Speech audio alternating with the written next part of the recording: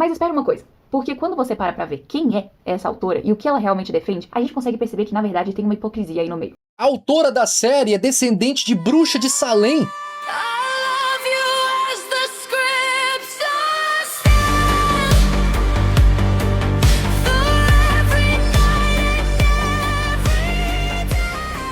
Margaret Atwood estava criticando. Será que é coincidência o fato de que o livro é infestado de referências bíblicas e que foi lançado em 1985? Ou será que existe algo muito mais profundo desse livro que inspirou a fantasia dos protestos feministas? E olha, quando você começa a entender o contexto histórico de quando o livro original foi escrito, contra o que ele foi escrito, a coisa muda completamente. Então, eu preciso te contar tudo sobre isso. Então vamos explorar nesse vídeo. E pode ser que você já tenha ouvido falar sobre o livro O Conto de Aia, ou o nome em inglês The Handmaid's Tale, ou então você já assistiu ou ficou sabendo sobre as séries que lançaram desde 2017. Mas para isso, a gente vai desde o básico de entender o que tá por trás da história até entender a crítica que a autora estava fazendo e como que isso impacta a nossa forma de enxergar a cultura de hoje, mas para tudo isso a gente tem que trazer uma cosmovisão bíblica para que nós possamos exercer o discernimento e colocar em prática aquilo que nós cremos. Então, começando pelo básico, o livro O Conto de Aia é uma ficção distópica da autora Margaret Atwood, uma autora canadense. A vadia tem cara de bruxa. Tipo assim, ó, eu sei, tá, parece um argumento burro você apelar pra estética, mas... Você tá vendo a mesma pessoa que eu? Põe um chapéu preto nela. É só disso que ela precisa, mais nada. Ela já tem tudo. A expressão facial, o sorrisinho maléfico, the nose. We know about the nose, right? Peraí, pô. É sério? Vamos deixar isso passar? Não na minha vigília, né? Eu não vou deixar isso passar. Dá uma ligada nessa lapinha.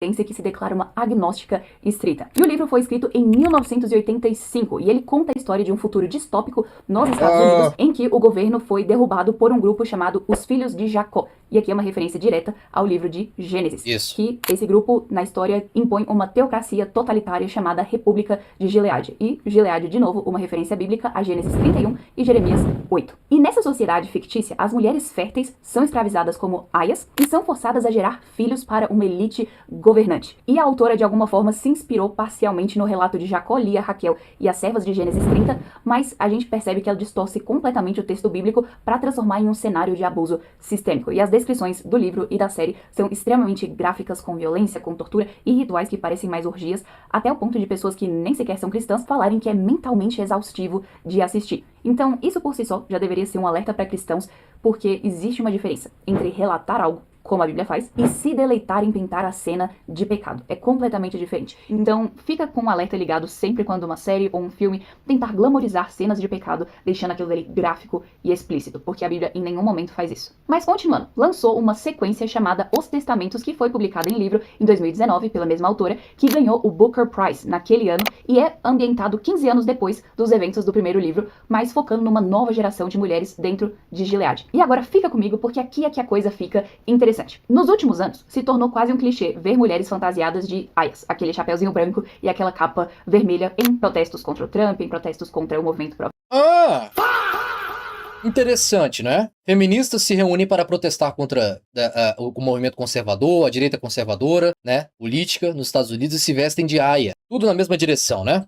Vida, seja nas audiências legislativas ou em tantos outros lugares. E a gente pode dizer que virou quase uma fantasia oficial dos protestos feministas. Mas por que isso aconteceu? Observe aqui essa linha do tempo comigo. A primeira temporada da série, O Conto de Aia, foi lançada em abril de 2017, um ano depois da primeira eleição do presidente Trump. E a produção da série começou no final de 2016, durante a campanha eleitoral. E críticos de cinema disseram que aquilo dali tem uma conotação cultural, um fenômeno cultural quase profético, segundo eles. E depois foi lançada a continuação em livro, Os Testamentos, em 2019.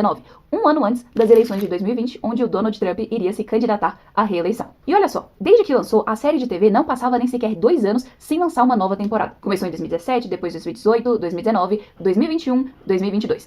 E aí parou. Ficou quase 3 anos em silêncio. Mas depois voltou à 6ª e última temporada, em abril de 2025, meses depois da reeleição do Trump e do fortalecimento do conservadorismo nos Estados Unidos. E agora, em abril de 2026... Conservadorismo aparente, né? A gente sabe muito bem o que significa o Trump, o que significa o Bolsonaro. Não são conservadores em nenhuma, né? Nada disso, entendeu? Falo sim, de verdade, de vida, entendeu? Muito menos estão em defesa, de fato, de valores conservadores. Eles estão ali para representar esse papel, para acalmar os ânimos de quem realmente é conservador na população. Quem realmente quer ver mudança. Então a galera fica tranquilo, enquanto coisas absurdas vão passando na lei, contra eles, contra a família deles, contra os filhos deles, contra a economia da própria nação. Mas não, quem ganhou foi o Bolsonaro, quem ganhou foi o Trump. Pelo menos meu voto tá ali, tá ligado?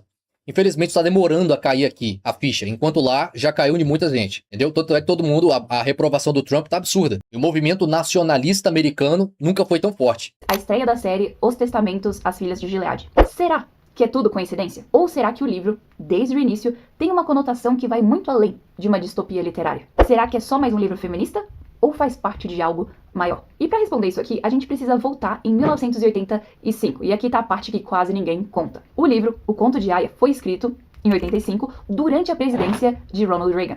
E o alvo da Margaret Atwood não era simplesmente atacar o cristianismo em geral, mas ela tinha um movimento, um grupo específico em mente, que era um grupo de pessoas que realmente estava mudando os Estados Unidos, que era esse movimento que ela queria ver abolido. E o nome desse movimento era Maioria Moral. E antes de eu te explicar o que era a maioria moral, ou em inglês moral majority, eu preciso te contar o que estava acontecendo nos Estados Unidos que motivou esses cristãos a se levantarem e criarem esse movimento. Então, pega aqui um pouquinho desse panorama cultural do que estava acontecendo. Em 1960, a pílula anticoncepcional tinha sido aprovada nos Estados Unidos. Em 1962, a Suprema Corte decidiu retirar as orações das escolas públicas no caso Engel versus Vitale. E depois, em 1973, no caso Roe versus Wade, a Suprema Corte legalizou o aborto em todo o território do país. E tudo isso acontecendo em paralelo com a Revolução Feminista dos anos 60, o que Francis Schaeffer descreveu com precisão no seu último livro, que era um caos moral sem precedentes que deixou os Estados Unidos irreconhecível em menos de 40 anos. Mas agora que a gente viu um pouquinho sobre como que estava culturalmente, como que estava teologicamente? Era um momento em que o liberalismo teológico estava invadindo os seminários, minando a autoridade das escrituras dentro das denominações, inclusive históricas. E J. Gresham Machen, um teólogo presbiteriano brilhante, já havia lutado essa batalha décadas antes. Ele confrontou o liberalismo teológico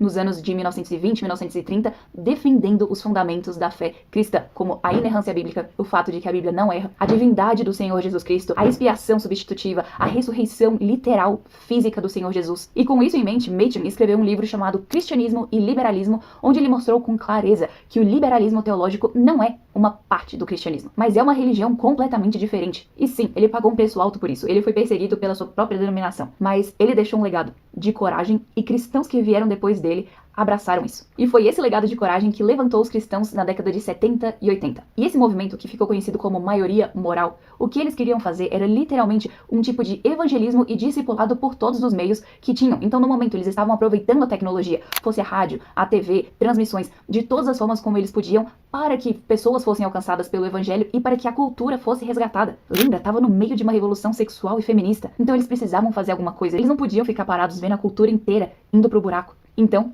várias pessoas se levantaram. Por exemplo, Jerry Falwell, em 1971, fundou a Liberty University, que se tornou a maior universidade cristã do mundo. Donald Wildman criou uma campanha nacional pela decência e conseguiu convencer redes de cinemas a não exibirem alguns filmes porque eles tinham conteúdo explícito. E era uma organização que promovia os valores e a moral cristã em toda a esfera pública. Eles entendiam que um posicionamento cristão na cultura significava que o voto deveria ser coerente com a fé, e eles lutaram por isso. Então, de uma forma resumida, a maioria moral lutava contra 5 coisas. A primeira delas era o que eles chamavam e lutavam contra a seita da Playboy, que era uma luta contra a imoralidade, contra a indecência. E também eles lutaram contra a revolução feminista, lutaram contra a revolução homossexual. Em quarto, eles lutaram contra os avanços antiéticos na medicina, como a inseminação artificial e a fertilização in vitro. E em quinto, eles lutaram contra a intervenção governamental que violava os princípios bíblicos. E o exemplo mais claro foi a legalização do aborto em 1973. E sabe o que aconteceu? Funcionou. Deus abençoou os esforços da maioria moral. Em 1980, Ronald Reagan foi eleito presidente dos Estados Unidos com um apoio massivo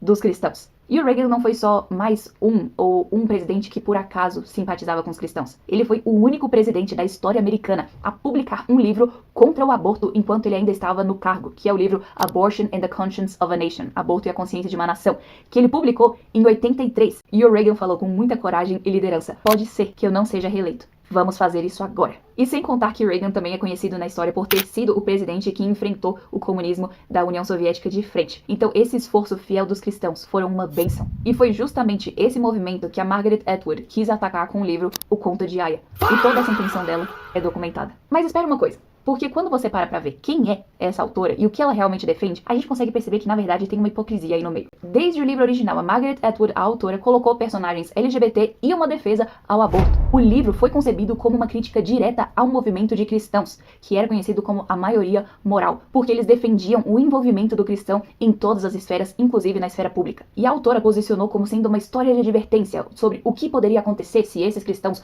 tomassem o poder. Mas veja que era um movimento com a participação de pessoas como Jerry Falwell, que fundou a Liberty University, D. James Kennedy, que foi um pastor presbiteriano, e como Francis Schaeffer, o grande autor e filósofo cristão. Ela estava se posicionando contra esses cristãos que eram corajosos de buscar discipular o país. Mas todo esse ativismo dessa autora não parou no livro. Em 2020, ela se juntou a mais de 1.200 autores progressistas para assinar uma carta aberta declarando apoio ao transgenerismo e ao não binarismo. Agora pensa comigo, essa é a mulher que quer te convencer que os cristãos são perigosos para a sociedade. Mas que moral que uma mulher que é a favor de crianças no útero e castrar jovens, que moral ela tem pra falar alguma coisa? A verdade é que ela está colaborando para um mundo onde as pílulas do dia seguinte impedem a nutrição do bebê e fazem com que ele morra de fome dentro do útero da mãe. Ela está colaborando, defendendo e criando um mundo onde crianças são torturadas até a morte, tendo seus membros arrancados um por um antes de sequer ter a chance de respirar. Ela está colaborando para um mundo onde adolescentes perfeitamente saudáveis têm os seus órgãos genitais mutilados em nome de uma ideologia. Quem é ela para querer falar alguma coisa? Quem é ela para querer falar sobre uma distopia, sendo que ela está colaborando e defendendo uma agenda demoníaca?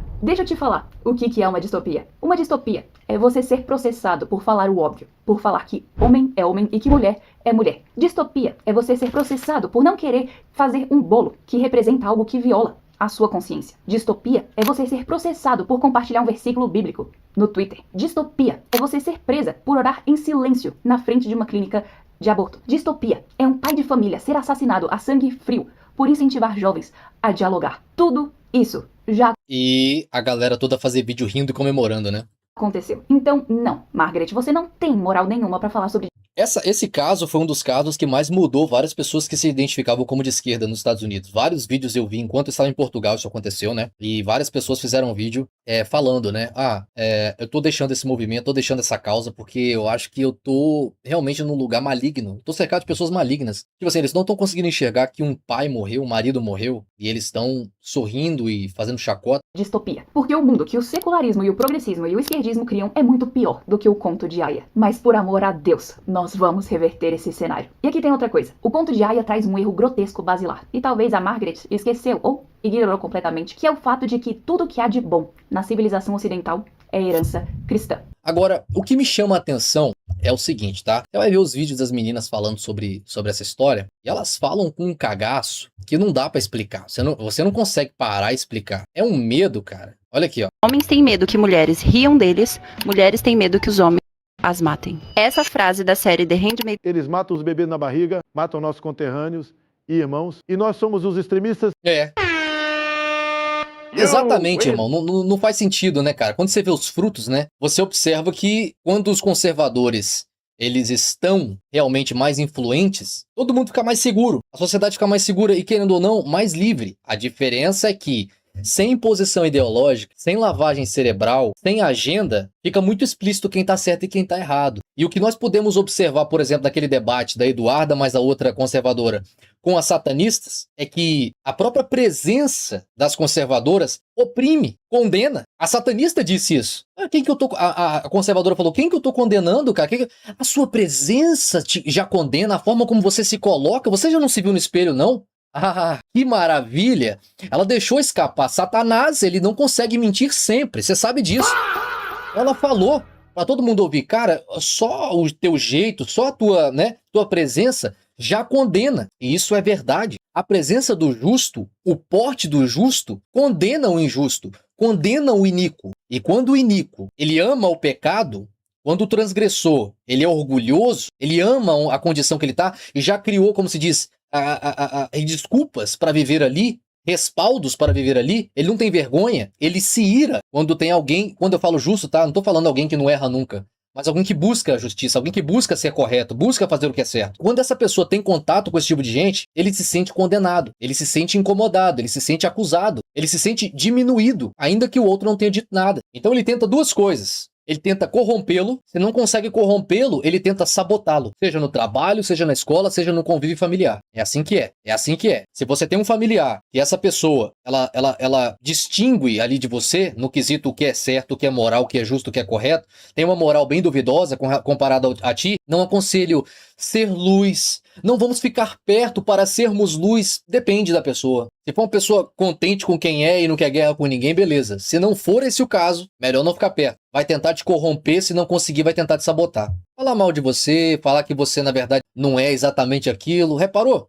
Já reparou que é assim? Quem tá perguntando se você é realmente bom ou não, ele sente a necessidade de dizer que você não é o que você parece. Por quê? Entendeu? Então, olha como essa moça fala dessa série. Depois leremos os comentários, né? Da Aya expõe um retrato da nossa realidade atual. Trata-se de uma distopia onde, Começou bem, né? Põe o retrato da nossa sociedade atual. após um golpe, os Estados Unidos vira Gilead, governada por homens, baseada numa interpretação extrema da Bíblia. Após uma crise de fertilidade, mulheres perdem todos os seus direitos. E não podem mais trabalhar, ler, possuir bens ou ter controle sobre os seus próprios corpos. Em Gilead, mulheres são divididas por castas. Aias, que servem apenas como reprodutoras e têm todos os seus direitos perdidos. Esposas, que têm controle sobre as aias, mas são submissas aos seus maridos, ditos comandantes. Tias, que são mulheres que controlam e ensinam as aias, e não mulheres, que são mulheres inférteis ou que cometeram algum pecado e são mandadas para as colinas. O mais interessante é que a série nos mostra que sociedades autoritárias não começam no mais profundo ato de violência, mas revela como a perda de autonomia acontece de maneira gradual. Primeiro vem o discurso moral, depois a restrição.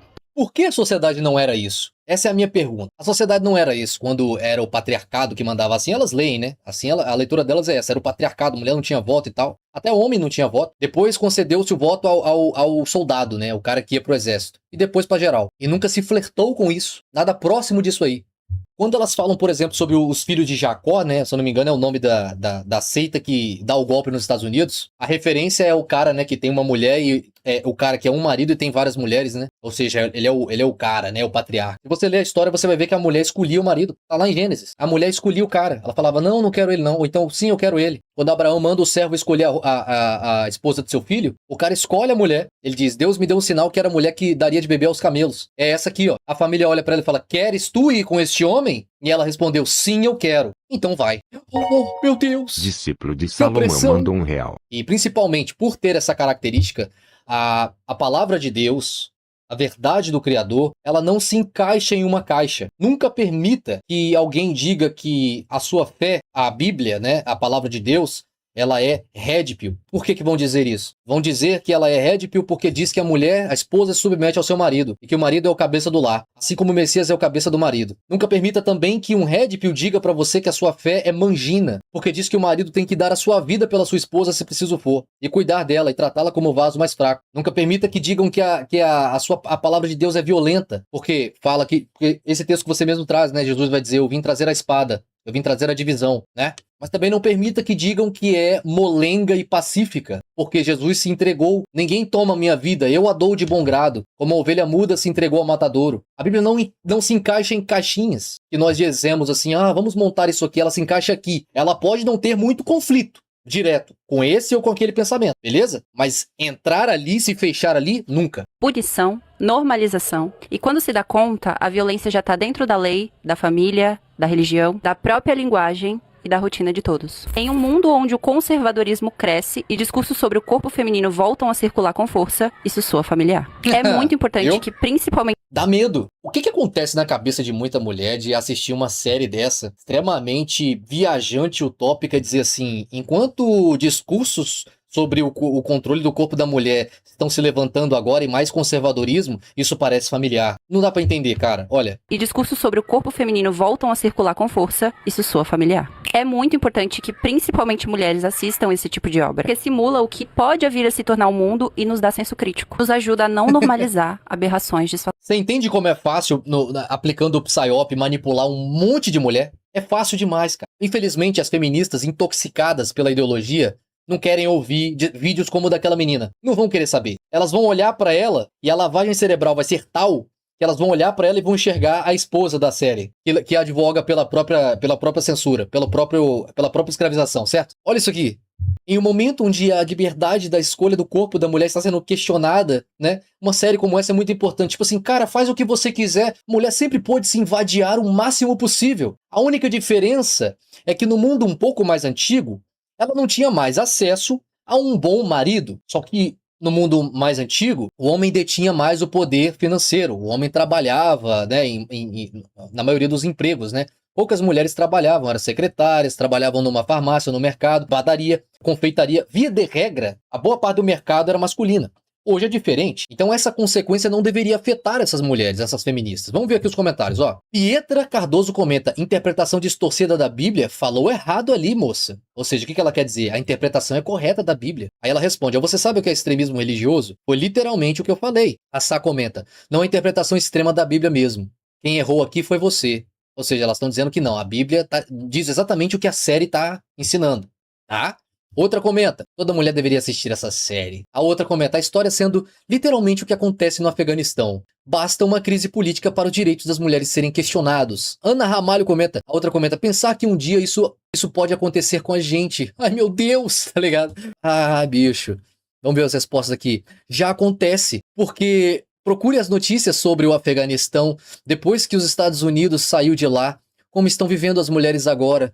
Aí a outra responde: quis dizer aqui, Raquel. Outro comentário: vale a pena ressaltar que a interpretação da Bíblia na série não é extrema, mas completamente errada. A série deixa isso muito claro no roteiro. Fica bem visível os erros, realmente vale muito a pena ver. É uma série excelente. Tudo sempre bem explicado e a cada episódio que você vê, ver mais. Essa aqui pareceu um pouco sensata, né? O Bibi comenta: só pessoas sem senso crítico não entendem que não é uma crítica à religião, mas sim uma crítica aos religiosos e como não se deve misturar política com religião. Além de falar também sobre várias pautas muito importantes para nós mulheres. Não, negativo. Obviamente a série vai se resguardar nisso, mas é sim uma crítica à religião. E sem religiosos, como existe a religião? Você tem que ter pessoas que praticam a religião que serão chamados religiosos, entendeu? É uma crítica a eles. E a religião, entendeu? As passagens são usadas na série, as passagens bíblicas, para darem respaldo, entendeu? Justamente a ideia é igual a menina mostrou no vídeo. A menina mostrou no vídeo isso, entendeu? A autora, ela fez como uma oposição às figuras que se levantaram nos Estados Unidos, a maioria moral. E ela é ativista do movimento trans e feminista. Tipo assim, eu entendo o comentário daquela pessoa ali, mas ela só não entende, tá ligado? Olha lá, essa aqui comenta: eu sinto que aos poucos o mundo tem se tornado extremamente isso. A outra comenta: esqueceu de dizer que tudo nessa série foi inspirado em fatos reais que ocorreram no passado. Ah, sim, claro que foi. Luiz comenta: gente, é sério que vocês estão tentando colocar um filme desse na realidade atual? Tem homem que tem medo de mulher olhar pra ele no ponto de ônibus. Galera, pelo amor de Deus. Uma coisa que eu não consigo entender. Tenho dificuldade de entender uma coisa. Por que tem feminista a favor de movimento trans, tá ligado? Agenda LGBT, doutrinação nas escolas, só votam em esquerda, rodadas, vadias, entendeu? Tanto na sua vida pregressa quanto no comportamento, na personalidade, porque tem essa dualidade. Um gera o outro, beleza? São da mão, né?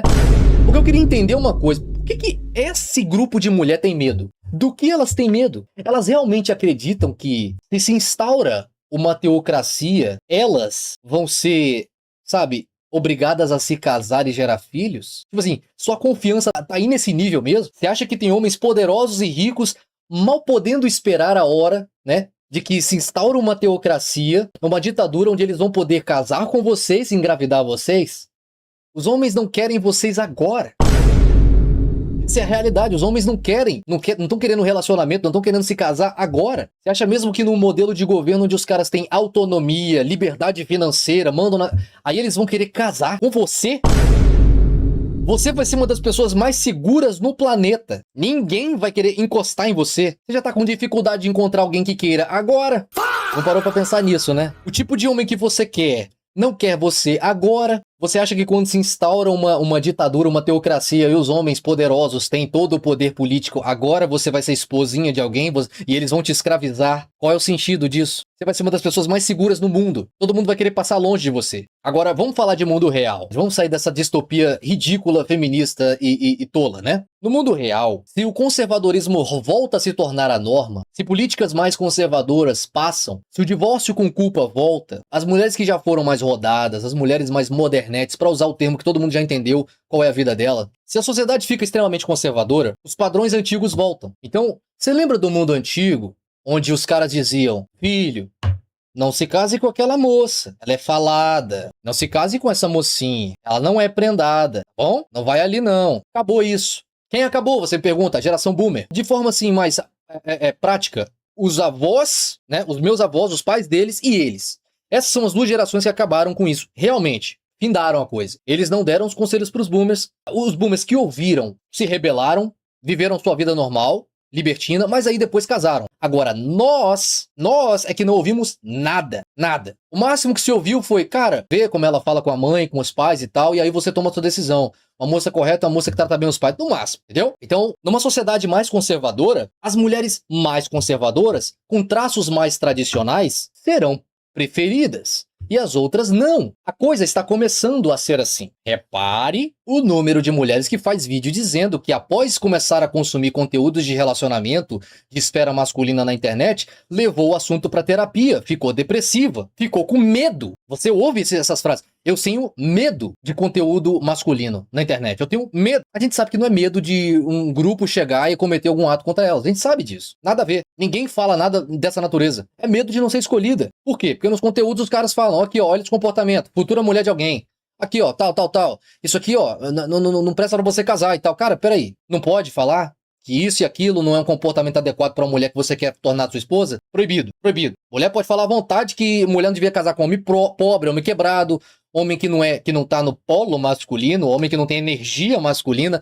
Elas podem falar isso à vontade. Mas por que quando os caras vão dizer, ó, esse comportamento, esse e aquele comportamento é um comportamento que você vai querer na sua esposa? Aí é um problema. Então, a mulher que é livre, que não tá nem aí, que vive a vida dela, cara, ela teme o quê? Em um país, em uma sociedade mais conservadora. Tipo assim, ó, o casamento que vai te aprisionar e vai te manter, sabe, presa a um homem, não é a sua batalha, queridinha, tá bom? Essas mulheres são as mais seguras. Elas são as mais seguras nesse mundo.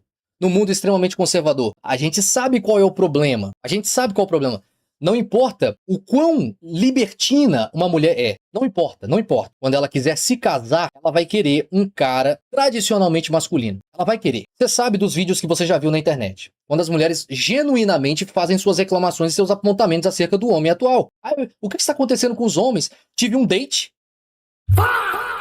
E o boy agiu assim e tal. Aí quando você vai ver do que ela tá reclamando, o cara apenas não foi tradicional. Aí você fala, peraí. Então você quer todo o trato de um homem tradicional enquanto você não é tradicional? Qual é o sentido? Ela não quer saber a lógica, ela não quer saber o sentido, ela quer saber o que ela merece. É impressionante, elas fazem mais ou menos assim, ó, né? A jaquetinha assim, né? Pra só os dedinhos de fora. Eu penso assim, se um homem não tá fazendo isso por mim, o que ele tá querendo comigo, né? Porque se você parar pra ver, né? O boy tá liso, não sei o quê. Aí você assiste da sua casa, uma completa vai conversando, exigindo um tradicionalismo que ela não tem nada. Ela não sabe o quão ridícula ela está em todos os sentidos. Visualmente, auditivamente, tudo. Raciocinadamente, né? Ela não sabe. Você que tá assistindo que sabe. Aí você começa a se questionar, peraí, ela tá numa distopia em que ela tá nesse podcast, sentada igual uma criança, tipo assim, não consegue nem se sentar com postura como uma adulta e conversar, não. Ela mete aqui o joelhinho aqui, ó, e tá ligado? E a blusinha com caidinha no ombro e tá ligado? Aí você vê aquilo aí e você fala, peraí, cara, é sério? Você tá discutindo isso porque você não encontrou um cara que é masculinamente, tradicionalmente adequado a você para que você possa ser uma esposa? Você, em 1950, 40, meninas de 14 anos eram mais mulher do que você? Tinha uma postura mais madura que você? Não dá, gente. Vamos combinar? Não dá, pô. Não é conversa de adulto isso não, cara. Tá ligado? Não é conversa de adulto isso.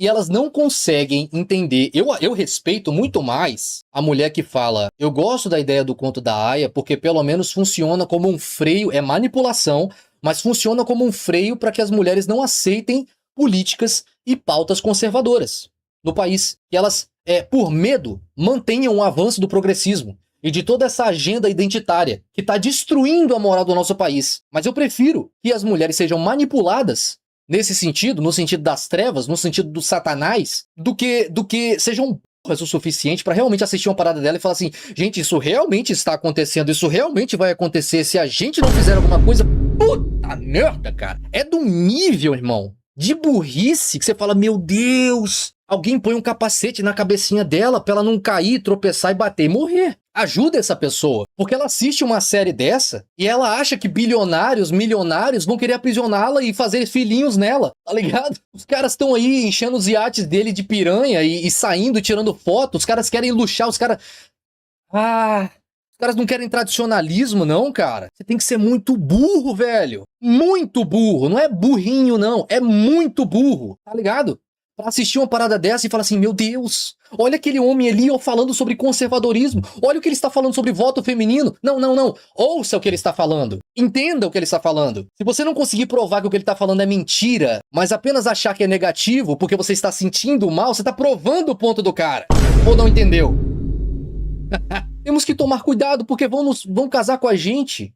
Vão nos aprisionar no matrimônio, tirar nossos direitos. Não, você vai ficar só, abandonada com seu emprego, sem filho e vai morrer velha. É só isso que vai acontecer com você. Nada mais, tá? Fica tranquila, ninguém tá te querendo agora com liberdade. Não entendeu isso ainda? Tá difícil? Quantos mais vídeos você tem que ver de mulheres bonitas reclamando que os caras não estão querendo relacionamento com elas? Quantos vídeos você tem que ver? Pelo amor de Deus, cara. Pelo amor de Deus. Tá difícil delas entenderem, racionalizarem isso. Tá difícil. Os caras não querem agora, minha amiga. Os caras não querem agora. E os caras têm ainda uma certa autonomia. Os caras têm influência, os caras... Quem tem grana, no caso, né? O cara tem grana, o cara viaja, o cara vai pra lá e pra cá. O cara não quer casar com você. O cara se envolveu com você e saiu fora de você. O que tá te fazendo pensar que se ele tiver poder político, ele vai te aprisionar pra casar com ele? Pra gerar filhos pra ele? Não, não vai acontecer. Olha, eu entenderia se meninas virgens, boas de se conviver, convivência agradável, não fizessem jogos mentais, chantagens emocionais ou sexuais, nada do tipo, sabe? Fossem extremamente agradáveis de conviver. De tal maneira que elas não quisessem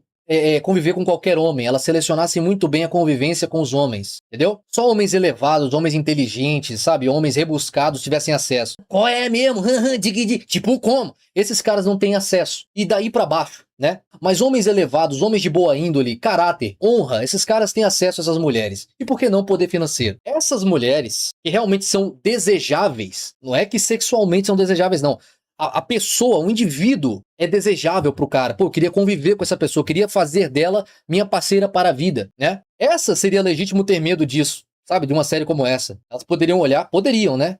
Ainda assim seria manipulação, mas elas poderiam, eu aceitaria. Elas poderiam olhar e falar assim, ai, tá vendo? Podemos ser escravizadas e tal, temos que fazer alguma coisa, né? Temos que nos preparar pra qualquer possibilidade disso. Agora, um monte de nega rodada, tatuada, vadia pra caramba, entendeu como? A maioria dos caras não quer casar, quer alguma coisa casual. Casar não quer. A nega falando que tá com medo, porque os homens podem casar com vocês, podem te aprisionar pra te fazer esposa. Tipo, cara, isso não vai acontecer, cara. Ninguém quer agora, ninguém vai querer depois. Você vai ficar mais velha ainda.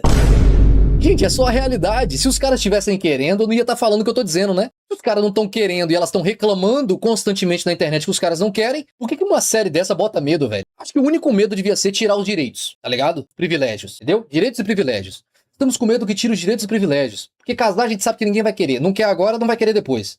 Concordando. Eu entendo o seu medinho, entendeu? A série entrou muito na cabeça e realmente agora você tá com medo. Agora, que vão querer casar com você? Que vão querer fecundar você?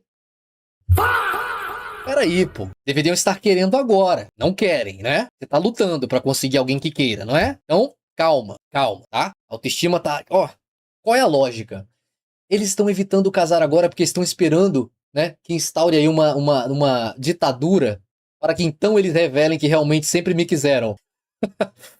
Não faz nem sentido, né? Não faz nem sentido uma ideia dessa. What does that tells you go,